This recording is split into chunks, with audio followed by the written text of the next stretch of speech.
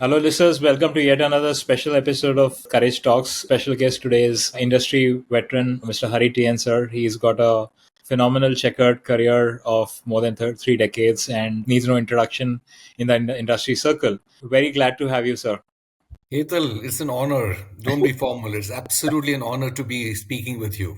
Great, my pleasure. So, as you know, sir, the topic is Courage Talks, and the story behind Courage is my book, Against All Odds. That's my dad's biography, which I wrote. And when I was writing my dad's biography, I came across many interesting instances of courage that he displayed in his life. And I thought that's a good way to explore stories of courage in other people's life. And that's how the podcast emerged. What's your definition of courage? Any role models we would like to cite? I'm not sure if I can cite role models, but my definition of courage would probably the closest definition is, in being able to do the right thing despite, any adverse consequences. So Mhm. mostly we don't do the right thing because of the fear of some adverse consequences, but Right. being able to do the right thing irrespective, I think for me is courage. Very. And you need to demonstrate that every day. It's not just one big example of where you demonstrated courage, but you need to be able to demonstrate that every day in everyday actions. To me, that is courage. Very wonderful. And sir, because of the kind of checkered past you have, you would have a lot of people who know you from your IT days or IM days or your Tata Steel days, but not many might know about your childhood. So why don't you just take us down memory lane? What was growing up like? What is the first or the most cherished memory you have of your childhood? The most cherished memory I have of my childhood is clearly the school I studied in and the friends I grew up with. Mm-hmm. So I studied in the same school from first grade to 12th grade. Hmm. I grew up in a small town in Orissa, which Okay. is a town called Sunabeda, where the Hindustan Aeronautics factory was located. They Okay. made MiG engines those days. And like any typical public sector township in India, it was extremely cosmopolitan, had people from all over the country. So, we understood multiple cultures right from the beginning. We were, from a mindset perspective, very inclusive, understood diversity, not just, in words, but we felt what diversity really meant. And Right. we really appreciated inclusivity and diversity. And the school I went to was run by the factory. It was affiliated to the Central Board of Secondary Education. And all of us, communicated in English because we came from different backgrounds. It was amazing to see the general manager's daughter and a car mechanic's son in the same class. Wow. So there was absolutely no class differences. It was, India at its best in the truest sense, I would say. So Hmm. that to me is my best memory. And we grew up with a lot of experiences. That's the WhatsApp group I'm still active on. We meet once in a while. We Wow. have regular reunions. Mhm. I'm not particularly active in college reunions, but this is the only reunion that means a lot to me. And I love to go back every once in a while to smaller groups and talk to them. So growing up in Sunabeda was absolutely lovely, very cosmopolitan township, amazing set of teachers, amazing set of classmates that I grew up with, amazing set of stories. When you study for 12 years, Hmm. together, then I Yeah. think you form memories. And life is, after all, a collection of beautiful memories. Of course. And those are the most beautiful memories I have. I'm not a person who's given to a lot of sentimentality. I don't have too many friends, but those are the people, I can count as real and genuine friends. To me, that's been my childhood experience growing up Right. there. Right. No, very interesting. And a few points that you mentioned as far as the industrial townships, and I think you would have experienced that going forward in Tata as well. I think that's one thing which is very unique about smaller towns in India, right? The fact that you have Yes. these townships. I grew up in Bhopal. We had the Bhel township as well, and the intermingling of people across different strata of the society, and how easy it was in those days to look at each other as one community rather than classes. I think that's Yes. something which is missing in the modern India, and I don't think it can ever be brought back. And the point that you mentioned about WhatsApp group with school friends, I totally agree with you. The friends which you grew up with, the ones who have seen you in the most innocent self, the Yes. most naughty self, or the most stupid self, Yes. are the ones who really know your inner self. Any particular instance that you remember? Anything naughty that you did? Anything stupid that you did, which your friends still make fun and mock you on? I don't know if I can recall any particular instance, but we've done hundreds of naughty things. We've done a lot of mischief. and we had our own crushes on the lady teachers. I still remember when Even you did biology teacher that. got married, all the boys, were they really lost heart at that point of time. We all Yeah. thought that we would live happily ever after, her teaching us biology for all times to come. So many of these wonderful memories, falling in love with teachers, Yeah. having those crushes with your classmates. So a Yeah. lot of these fun stuff we together. Very interesting. No, no, I think again it resonates very well with me as well. Coming down to your entry into the corporate world, I mean, it was like a it was a poster boy career for you, IIT, IM, and then you got into Tata Steel. And if memory serves me right, you got into procurement and operations before you got into the HR stream, right? Did at any point of time during your stint at Tata Steel, did you peg yourself onto something? Did you have goal? Did you have a target in mind in terms of what you want to eventually become, or you're just going with the flow? I went completely with the flow, Hetal. I continue to go with the flow. I never plan anything. My career has been a series of accidents, but probably serendipitous, I might call them. Accidents have been serendipitous, but never really planned. I never had a set of goals. I never knew where I want to, get to. I had no ambition in terms of I need to get to this. I need to be able to do this. Right. I just tried to enjoy my work and responded to signals that came along the way. Hmm. And a variety of signals come along the way, which is that if you do something well, then some opportunity opens up, and if that opportunity is something that you like, you might choose to take it, and then it opens up something else. You learn new skills, you learn new things, you make new friends. So I just went along with the flow. Nothing in my life has been planned. My marriage wasn't planned. It was very impromptu. Met one girl, got married. One company I interviewed with, Tata Steel, began working for that. Life throws at you a bunch of things, a couple of things you love, couple of things you don't love. You just can't say, I'll just do the things that I love and won't do the things that I don't like. I've also realized that there is something called discipline in life, which is that as part of your responsibility, you also need to be able to do things that you don't necessarily like, which is the dirty work, I would say. Yeah. So I think being able to do things I love, being able to like the things that I've been doing, has been my way of dealing with my career. And I've taken things as they came. I took on some risks and moved into the area of human resources, left Tata Steel, very secure, safe, company where you could never ever be fired. It was pretty much like a government role. And moving on to the world of startups where you could be fired at the drop of a hat, Hmm. and learned along the way very rapidly and began relishing that kind of atmosphere. Hmm. That's how I've taken my life, which is a series of accidents. But if I just look back, there has been some degree of serendipity in all of those accidents. Hmm. And everything that I've done, has largely played to my strengths. So Hmm. even the role that I'm currently doing, play to my strengths. And this is something probably at some point of time, if you're more interested in terms of what do strengths really mean, Yeah. how do you figure out your strengths, what my strengths have been, I'm happy to talk about that. Yeah. But I've just played along and went with the flow. Yeah. No, it would be good if you want to elaborate a bit more on that, especially the whole thing about that you mentioned about moving from an established firm like Tata Steel, which was kind of a lifetime employment kind of a job, to move Yes. into a chaotic atmosphere at Daksh and not just enter and you saw the company grow from 3,000 to almost 25,000 before it got acquired by IBM.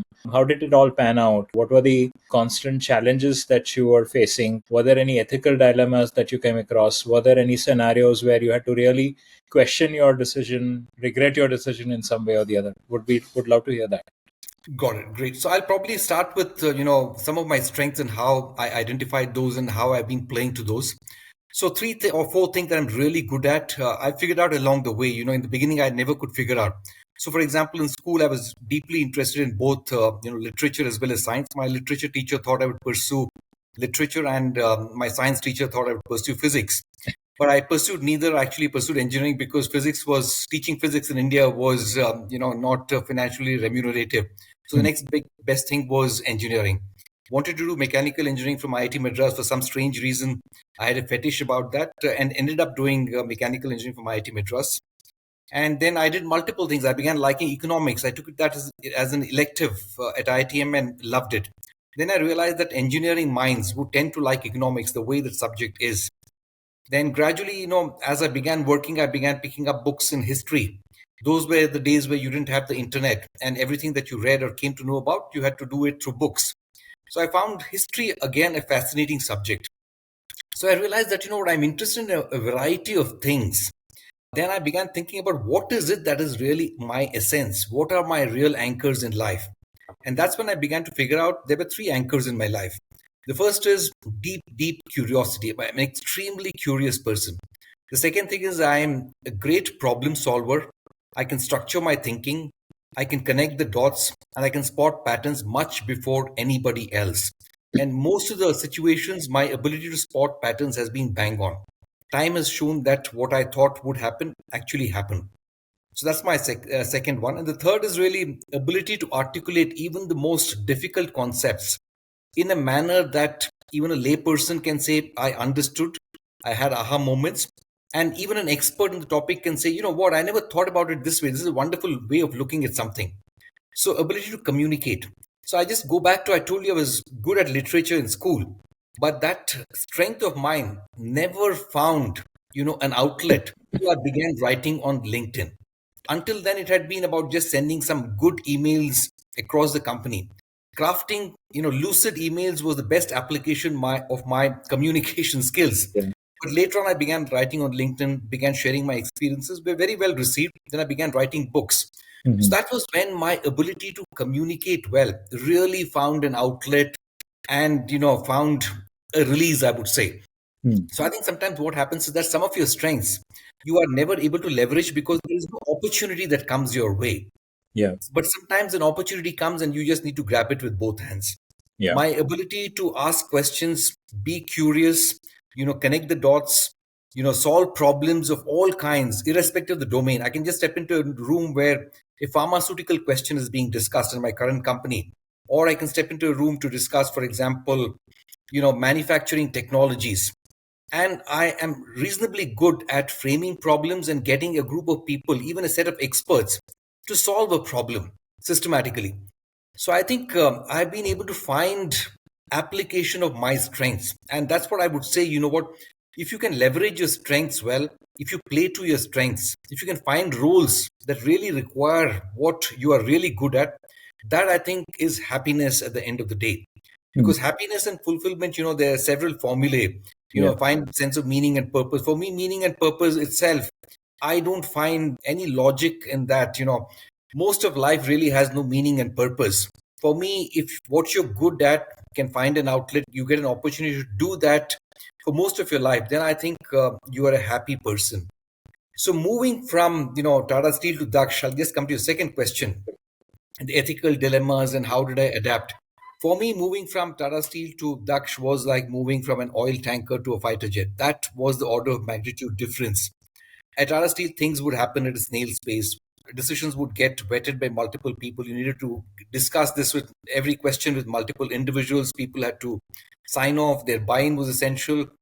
Whereas at a company like Daksh, your neck was on the block. If you had to do something, you better do it. You could seek opinions, but if something didn't happen, you were accountable. So it was very, very different. But then I realized, the reason why I was a misfit at Tata Steel in some ways, and the reason why I walked up in that large company was precisely that, which is I was looking for, a workplace where you were held accountable, where performance mattered more than optics and narratives. So that's the reason why I really found this world of startups very, very exciting. And I Mhm. realized I'm an operator by nature, a builder by nature. I like to build companies, I like to operate, make things happen, and think very clearly and execute. And this combination, I think, has proven extremely helpful to me, has been able to positively impact the companies that I worked with. And coming to ethical dilemmas, I think you face ethical dilemmas at every stage in your life. You need to take those calls. And it's not just me, many people, founders face these ethical dilemmas. And sometimes you get tempted and you make a false choice. You choose to do something which is, is not correct, in your heart is not the right thing to do. But you fall for the temptation because you've chosen to associate with this set of stakeholders who have certain expectations from you. Those stakeholders could be investors, they could be colleagues, they could be anybody else. Mhm. You make one wrong move and then you're trapped. You make one more wrong move and finally you're mis-selling your IPO. telling everybody, my company is profitable, whereas everyone knows that it is not profitable. So Telling everyone my company is a tech company, it's a brick and mortar company, disguised as a tech company. You can do anything to fool people. yeah. So I think ethical dilemmas is therefore very important to deal with them right from the beginning, make those right choices. Because once you slip into the wrong path, it's extremely difficult to come out of that. So I'll pick out on a few points that you mentioned. You mentioned about curiosity, and I rank curiosity far more important than ambition, right? And, curiosity can get you much further in life than ambition ever can. Then I realized we both are from the generation where pre-technology, pre-internet. The fact that you are stuck, I don't know if you want to agree that you were stuck in Tata Steel for 15. Yes, of course. Was it because of the lack of information flow? Was it because that you didn't know what was going on in the Tatas or the Reliance of that world, or at that time? Do you think that was the case, or do you think that if there would have been enough information flow, you would have probably left Tata Steel much earlier? Yes, if there was enough information flow, probably I might have left Tata Steel 5 years earlier. For the first 10 years, I probably thoroughly, 8, 9 years, I thoroughly enjoyed it because, I found that this is a place where I saw engineering at work, applied engineering, and at scale. So I began learning new things. I was extremely curious. So for me, for example, I would visit a site and see how a turbine is aligned with a compressor. So alignment of rotating equipment, for example, I would personally be interested, even though it was not essential for me to understand how that was done in the role that I played. So I got extremely curious and learned a wide range of things. So I was so deeply absorbed in the work that I was doing that I never had time to look out. But at some point of time, I just felt that, there are three different elements to ambition, I would say. The first element is a learning ambition, ambition to learn. Hmm. Second is ambition to create a high performing team, high performing organization, driving performance excellence. And the last is driving rewards for yourself and for your team. So somewhere I felt that the last element was completely missing at Tata Steel, which is the wrong kind of people were getting rewarded. The organization was, I would say, political may not be the right word, but it was partly political, certainly. And performance was not an important trait. Narrative, optics, being able to mingle with the right kind of people was all very important, like in the government. Mhm. So somewhere I realized that that's not the place for me. So if the internet was available then probably I would have left 4 or 5 years before I eventually did. Yeah, yeah. I And was the other stuck element, in a small town in Jamshedpur. the other element is sources of information just from your knowledge perspective to satisfy your curiosity. Do you think, and of course, you touched upon, I think, every subject available in college, right, from literature to economics to engineering to science. But do you think even more information flow, even access to far more books than what even an IIT or an IM library could have provided, could have made a even bigger difference to your career in hindsight? No, not really. So I think, for curiosity for information, knowledge is important. But I think the real difference is not that information, but it is your ability to, reflect on whatever you read, reflect on your experiences, bring everything together to be able to form your own worldview, Hmm. your own, set of frameworks, your own ways of solving problems. So that I think is unique. So each of us is able to create something unique by drawing everything from the external world. And I've been able to do that extremely well, which is being able to, look at information that has come to me because of my curiosity and my ability to ask questions, read my experiences, quickly figure out what's worked, what hasn't worked, being able to form mental frameworks, being able to very quickly put two by two to explain any situation. I think that is what differentiates you. It's not just the information. Got it. What differentiates you is in your own ability to reflect, introspect, bring experiences and reading and knowledge, everything together to form your own worldview, to be able to solve difficult problems, to be able to take positions, to be able to make the right kind of strategic choices in different situations. I think that is what makes a difference. That's an interesting point you mentioned. So, being very thorough with the limited information that you're able to acquire and making meaning out of it, either in terms of your work or your career, or even to disseminate or give out that information to the others, is far more important than just being hungry and latching on to more and more sources of information. Is that what you? Absolutely, 100%. I've seen so many people who read a lot, but they haven't formed world opinions. They don't have a point of view on anything. So it's important to develop points of view on most things that really matter. And those points of view can be formed only if you are able to bring everything together and be able to connect the dots and identify those patterns. So pattern recognition, connecting the dots, using information that you imbibe plus real world experiences and what you've seen, I think really is what makes the difference in problem solving, in making the right strategic choices for the companies that you work for, being able to take those tough calls when things are not fully clear, when you're not sure yourself, but being able to take those tough calls based on what you call gut.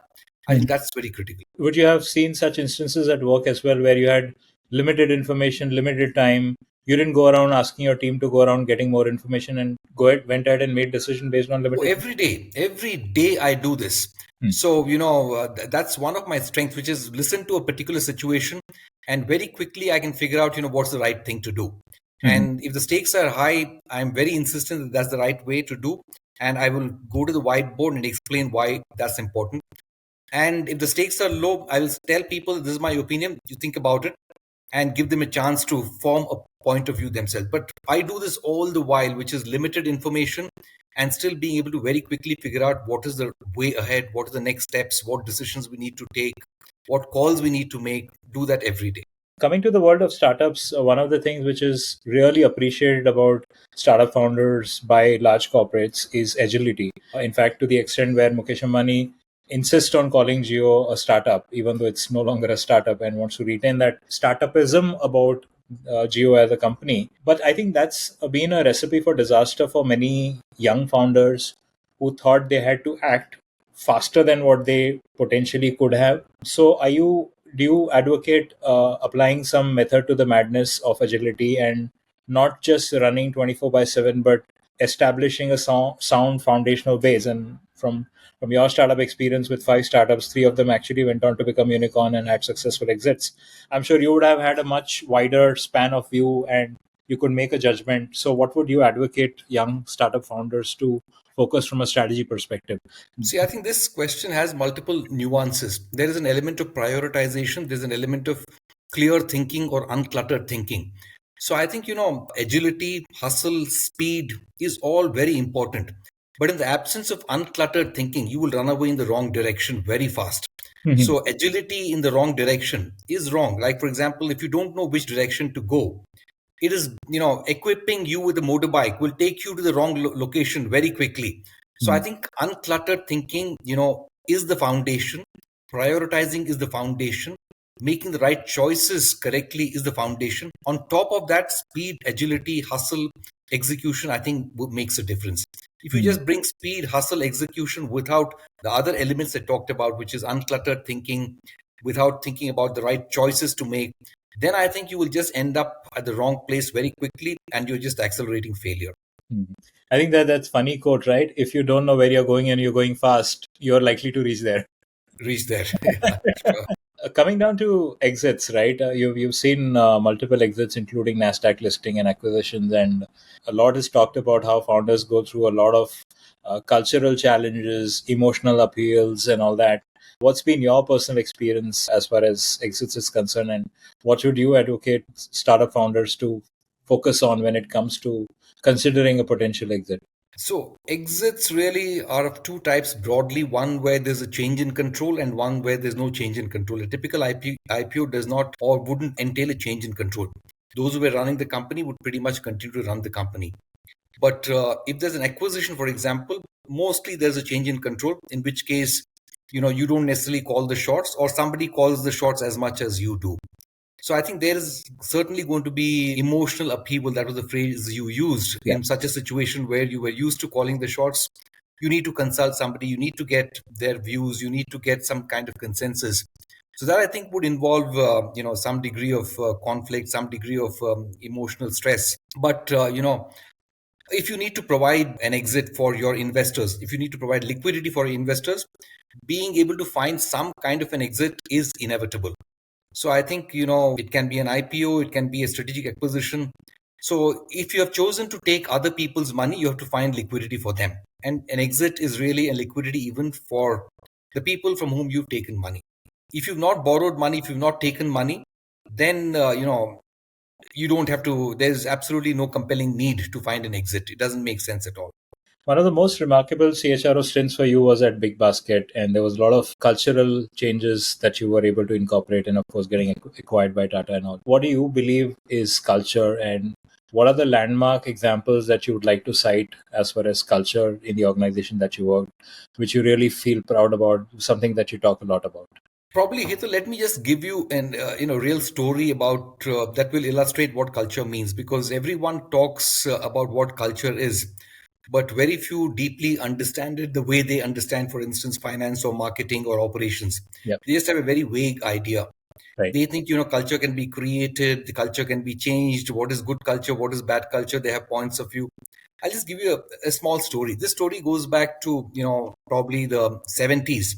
There was this company called Digital Equipment Corporation run by a founder called Ken Olson.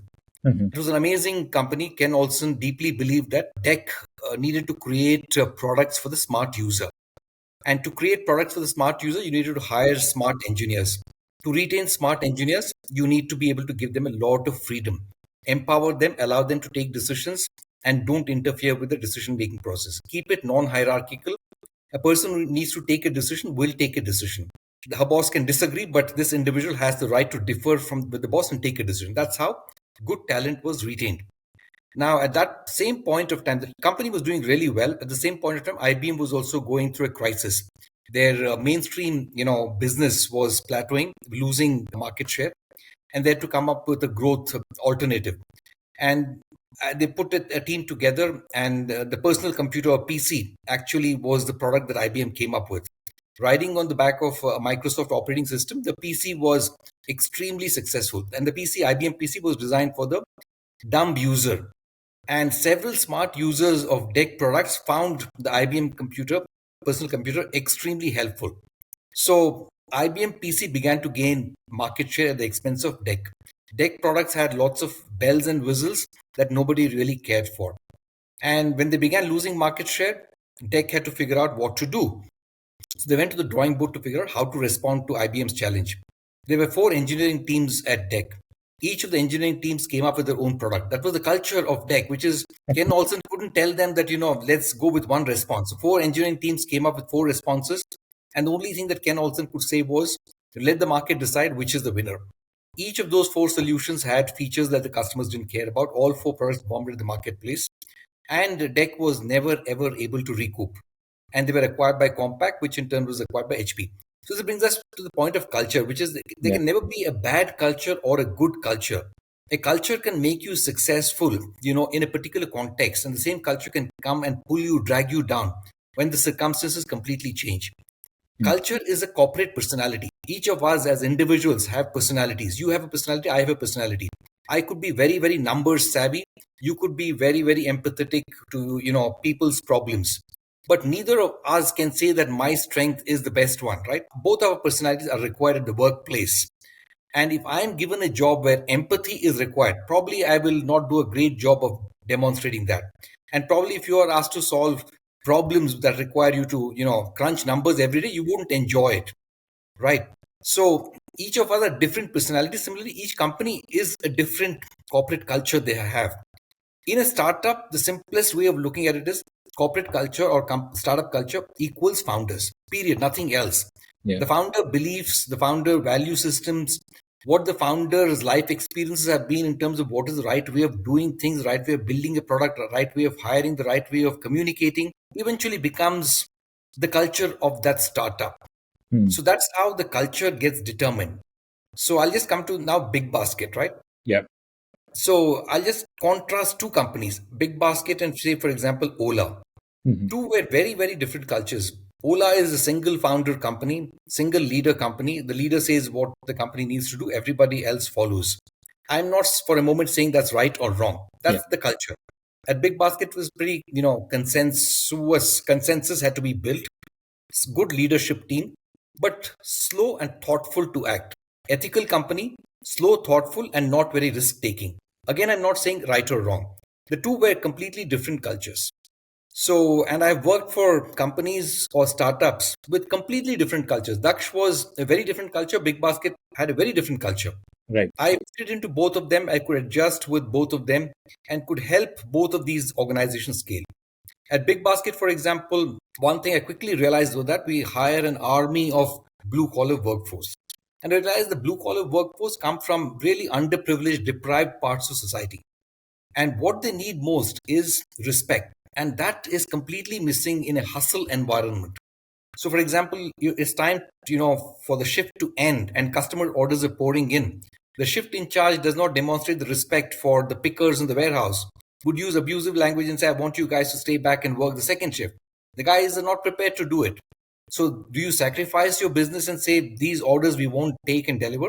Or do you push your, people to do a second shift? So, Hmm. realize, it's very important to treat these people with respect. And sometimes what companies do is they don't even bother to answer questions about why certain incentives are not paid on time, why certain payouts are not happening, why certain deductions are not made, elementary things not handled well. Hmm. So in Big Basket, one thing we did really well was creating an amazing blue collar workforce that really loved to work with us. It wasn't easy because you would drive a set of values from the top, the need for respect, but not everybody will share your beliefs and not everybody will demonstrate respect when the conditions are stressful. They will do the wrong things. So being able to do that, being able to get an environment where women found it safe to work, 100% safe, where if not in headquarters but a woman in a warehouse in a small town where Big Basket operated felt equally safe.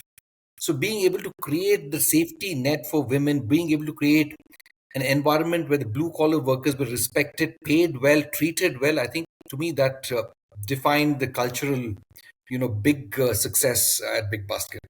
Well, that's a very interesting point that you mentioned. There's nothing like called good culture or bad culture, and how the founder's way of working can actually impact the organization with the Ola and the Big Basket examples. So you normally would advocate having multiple co-founders and not having a sole founder as a philosophy, because that can have a more of a detrimental impact.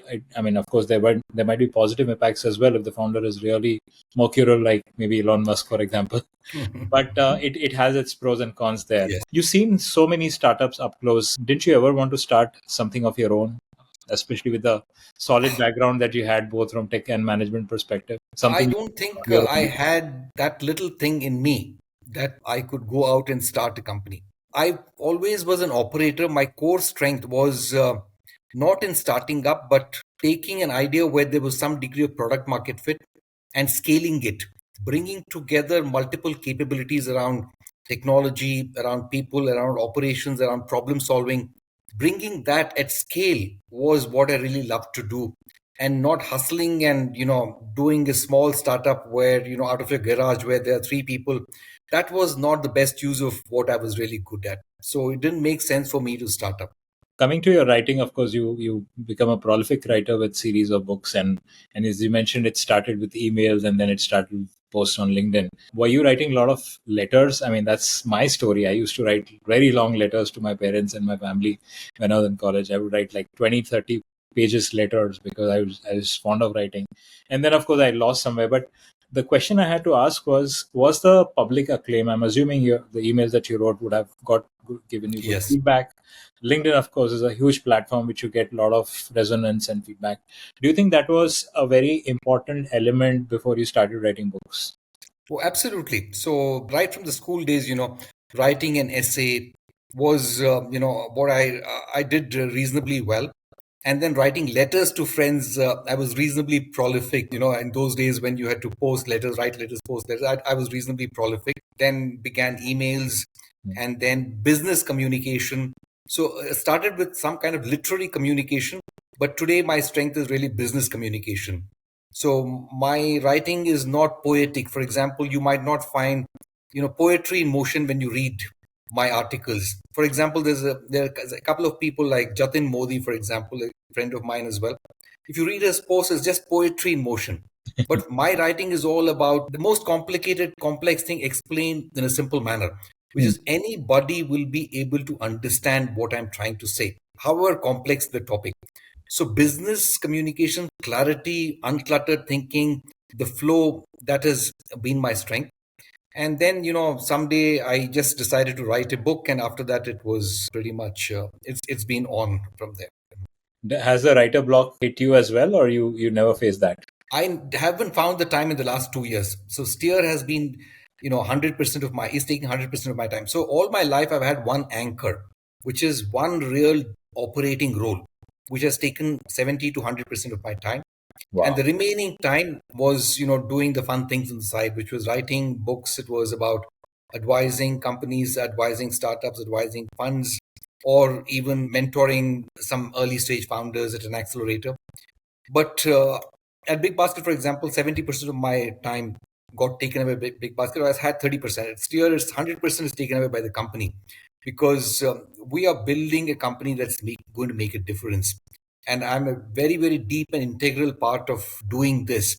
So I'm involved 24 by 7, thinking about every single problem, how to develop a new and grow a new line of business, how to find customers to adopt a new manufacturing technology. How do you change a staid industry like pharmaceuticals and get them to accept new manufacturing technologies? A risk averse industry, how to create new industry verticals like biochar, build businesses. Carbon credits is taking off in a big way. Can we build a business around biochar? So tremendous amount of opportunity in front of us as Steer World. So I'm thinking, sleeping, dreaming, eating, drinking ideas that will help, and execution that will help grow this company and actually make it a truly world class, made in India company that we can talk about with pride. Wow, very interesting. I'll come back to Spear, but one question which I wanted to touch upon is an important element in courage is failure. A checkered career that you have had, I'm sure you have had your fair share of setbacks and down moments. Can you cite a few instances or moments that stay with you, and you remember them for the kind of response that it required you to have, and what you were able to deliver? So I don't know about downsides, because I really don't see any situation as a downside. There are several points of time in your life, sometimes very intense and sometimes not so intense, where there are setbacks. You want to do certain things and those things don't happen. And gradually, with the passage of time, I have become more and more detached to those outcomes. The true Bhagavad Gita, which says, go out and do what you need to do. Outcomes are not something you can always control. And I can talk at a company level. I can give you so many examples. So, for example, at Daksh, we wanted to build a company that would rival Infosys. Infosys was the first public listed company in India when it came to IT services. We thought we could do the same thing with Daksh when it came to BPO. But there is many a slip between the cup and the lip, and you can never, always hope that things will exactly go the way you plan. We couldn't take this company public because Sprint, which was one of our biggest customers, actually for a strange reason decided to cancel their big contract with us. And almost 30 to 40% of our revenues came from Sprint. And the reason why they decided to cancel was simple. They were number 6 or number 7 in the pecking order in the telecom companies in the US, and they wanted to go up the ladder to maybe number 3 or number 4. And IBM Consulting promised them that they'll be able to do that.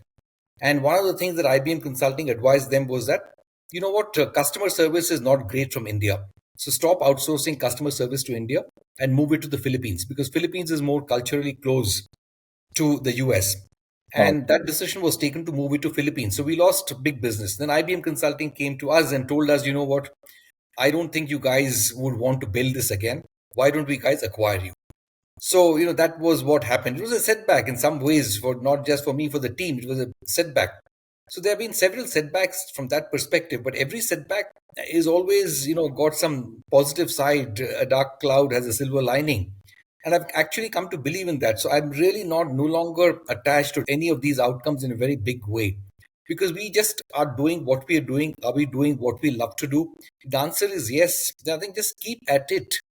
There are moments, even at Steer, for example, when I get the feeling that, awesome, the next 3 years would be, 50% CAGR. But then suddenly you lose some orders. You realize that some things that you anticipated will happen are not happening. The trends that you thought will taking shape far more slowly than you thought. And these are all setbacks in some ways. But then, there's a life ahead, and building is non-stop. You keep building, building, building, and forget the consequences. Just focus on the inputs. Focus on doing the right things. Focus on making the right kind of choices. Execute well. Deliver amazing customer service. Care about your customers. Build great teams. Have fun at the workplace. All that I think matters now a lot more. Of course, totally agree with you on the detachment part at whatever stage you're in life. But I'm sure when you were younger, you would have had a lot of personal setbacks as well, which things didn't go your way, people didn't respond the way you did. Anything that remains in your mind, and you maybe now you might laugh at it the way you reacted, but maybe at that time it might have hurt you. I really honestly can't think of anything that hurt me. Hurt me. I really can't think of anything that hurt me because I really don't know if anything hurt me. I mean, you always get hurt. Small things keep hurting you from time to time. Yeah. But is there something that stands out worthy of being called out? I can't think of anything. Makes sense. Coming back to the startup world, of course, you've not just been part of startups, you've been a mentor, advisor, and investor. And I'm sure you played a role in lives of many other founders. Any relationships, any discussions, any startups that remain very close to you, very passionate to you, something that you'd like to cite has been a great journey for you as a mentor, advisor, and investor? So, my approach to mentoring and working with early stage startups is based on the kind of time I have. As I said, at BigBasket, I had more time than I have at Steer. At Steer, I very easily say, no, I don't have the time. At BigBasket, I was generally very helpful, very kind. And if I sense that a founder has reached out to me and is an honest, authentic kind of a person, I would be happy to do a call on a Saturday or a Sunday. And it was about solving a specific problem. So the founder had to lay out the situation for me, which would help me diagnose whether the problem was a problem of business model, problem of strategy, problem of product market fit, problem of what exactly was it, a people, was it culture, to figure out. So the founder had to come to me with a specific problem and I would engage around that. And after that, it was up to the founder. At some point of time, if they felt that they would have to come back to me again, they can come back to me. But otherwise, if they felt that they had enough inputs and they would move on, they could move on. So there too, it was never about imposing. It's, mentorship is never about imposition. When they really need you, they will come to you. Yeah. And, a founder's job is an extremely difficult one. They're solving problems every day. They don't need advice every day because advice can take you only up to a point.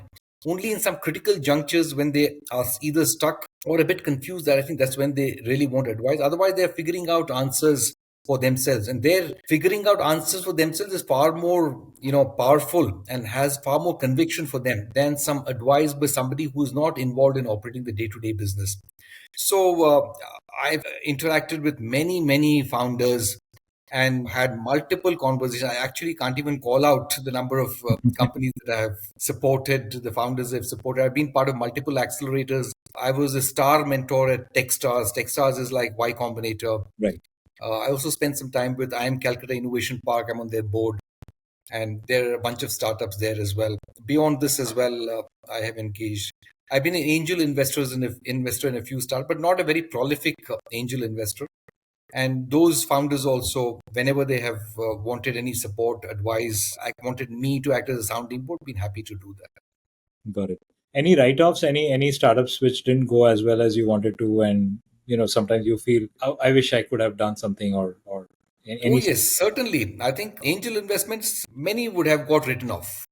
And the point about angel investments is that, one gives you the return and that makes up for the entire portfolio. Yeah. So it's bound to happen that there will be write-offs. Hmm. And I have never ever imposed myself on any startup where I have been an angel investor. Hmm. Once I invest, my job is done. I don't even insist that they send me a regular report or a monthly report, monthly update. If they feel like sending, they send me. I don't insist. If they forget, they forget.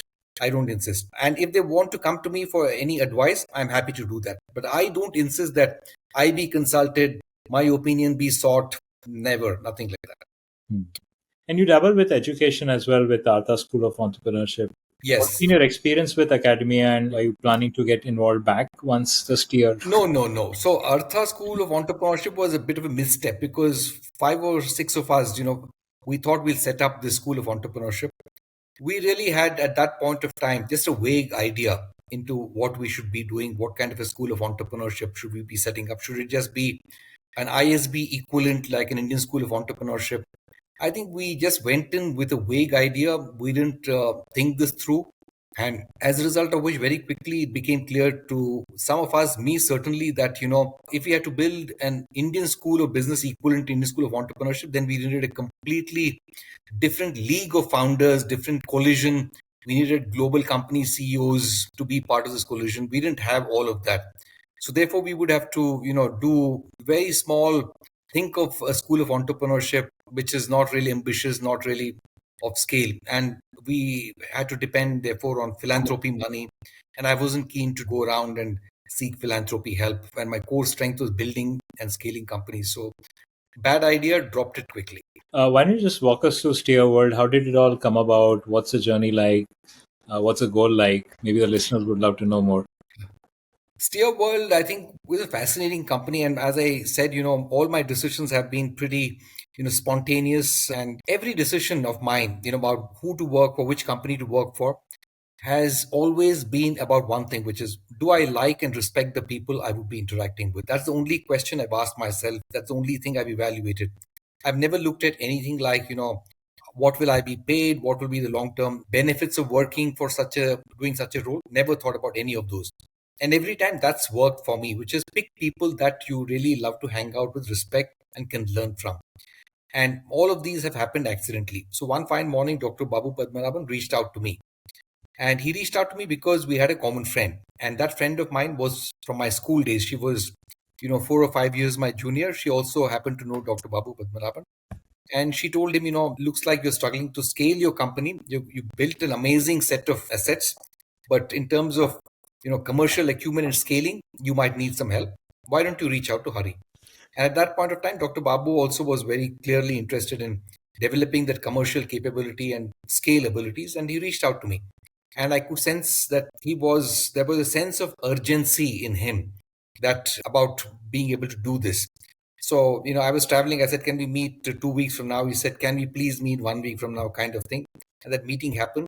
And it was amazing the way he recruited me, which is that his whole complete leadership team, his board was present. When I just walked into their boardroom, walked in with a pair of jeans and a t-shirt, and they were all in their suits, many of them, and ready to make presentations. I was just not prepared. And I had no clue what technologies they were doing, twin screw extrusion. And then they made the presentations, and I figured out they were not getting a few things correct. To me, something stood out as obviously very wrong. And some things that they were doing which were absolutely amazing. Capability is absolutely amazing, but the way they were trying to scale and commercialize some things, I thought were not the right way. So after that meeting, he said, can we associate? Can you be an independent director on my board? I was there as an independent director who would go there once a week, 4 days a month.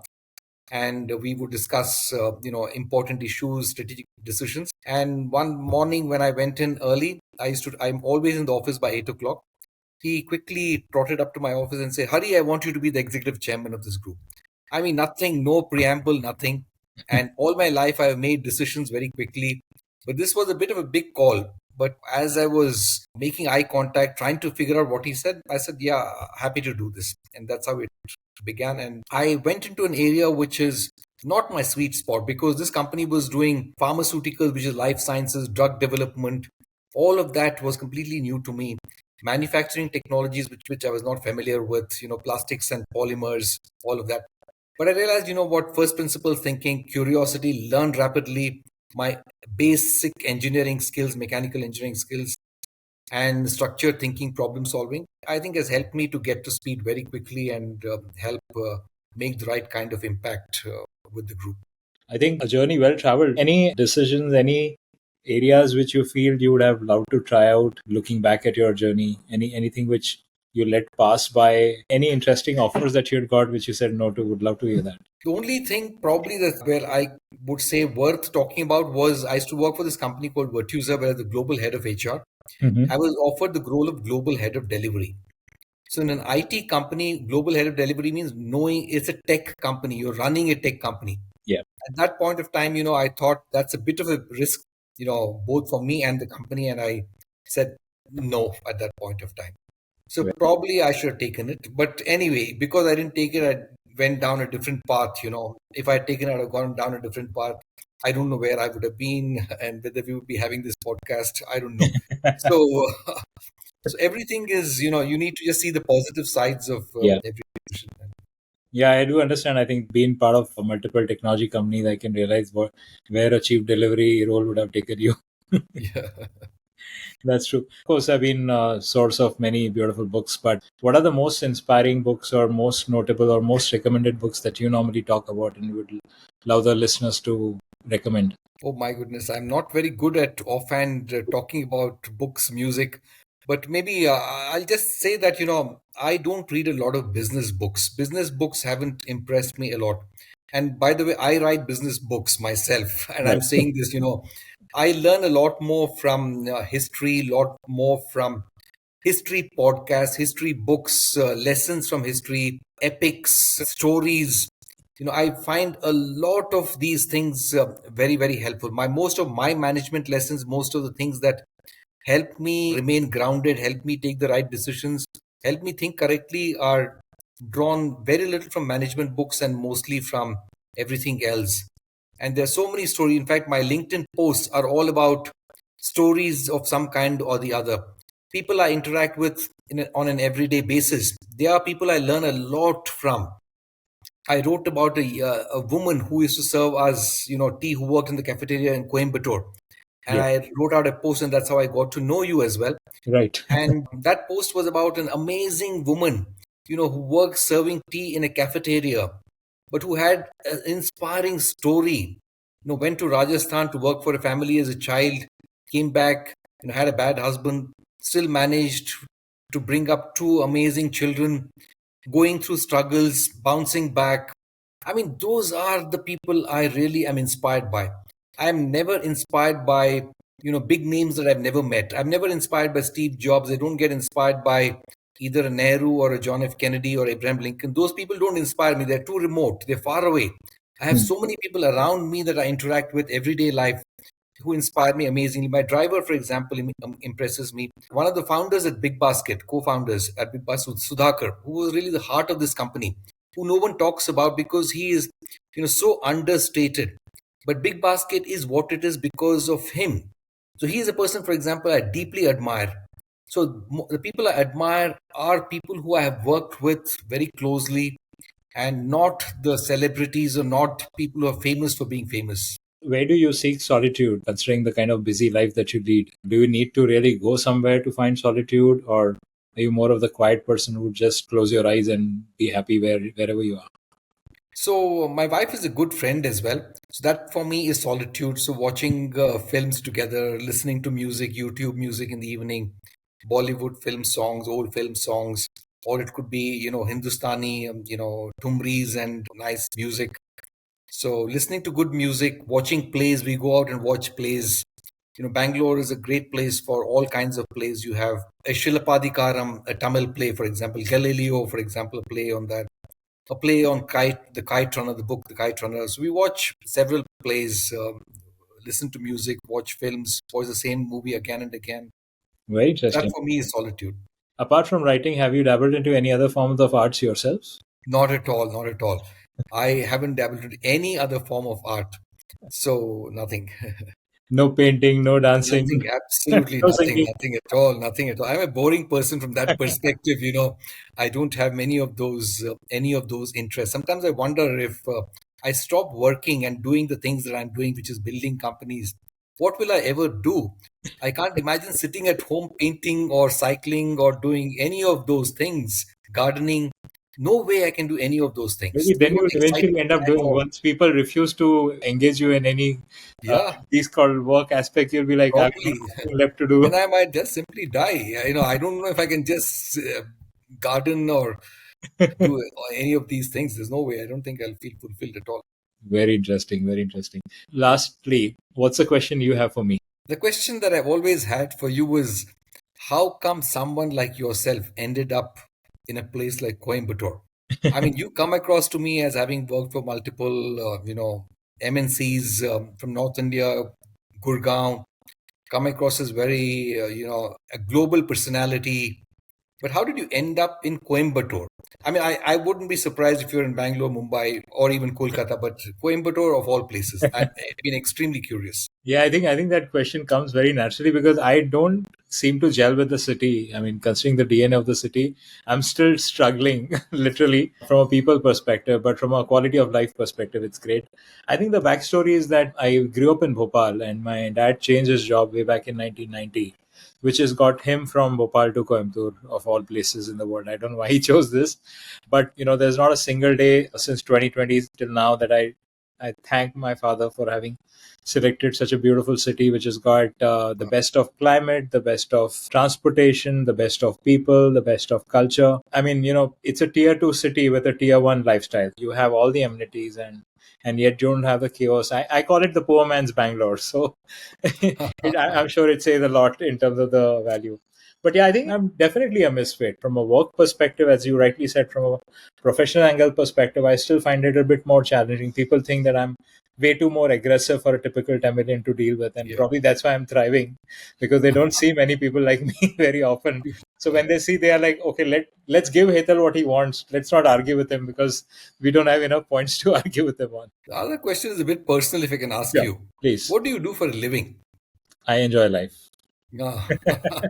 No, a lot of people ask me that. So, to my last large corporate job was Intel in 2016, and since then I've been investing, advising, and mentoring startups. I've done short part-time and full-time stints with a few startups, including companies where I was an early-stage angel investor. Because I realized advising as an investor has its downside, because the founder will never be candid and honest with you. He will always tell you all the good things and leave aside the bad things for a later day. But when I started working, not only I did enjoy the working with startups, I actually got to know the companies, got to know the business model. And while all this engagement with startup was going on, is where I started liking the whole idea of entrepreneurship. Like my dad, I never had the guts to start my own startup, but I'm living dream of multiple founders by engaging with their companies. And that's how my PhD dream came about. So I'm pursuing my PhD in entrepreneurship from IMK on the very last stages, and that kind of ensured that I did not commit myself to any full-time activity. And yeah, so my blogging, my advising, I teach B school students. I've got about 5 to 6 different business schools where I'm conducting guest lectures or mentoring students. That's one area. So if you ask me, my mission goal is impact. I want to impact as many students and youngsters as I can so that they can learn. So I realize I have a skill of being able to articulate my experiences and talk about my learnings either in the written or the verbal form. And I'm just trying to find audience wherever I can who can learn from those experiences and maybe not make as many mistakes as I did and maybe have a better future than me. Awesome. Very impressive, Hetal. Thank you very much, sir. And it was an extreme pleasure meeting you and very humbled by your experience and your journey. And I know for a fact that your best is yet to come. I'm sure you're looking for an IPO listing for Steer at some point of time. I hope I'll be there next to you at the listing whenever it happens. Great. Thank you, Hetal. Thanks. Honored to be on your podcast. Thank you very much, sir.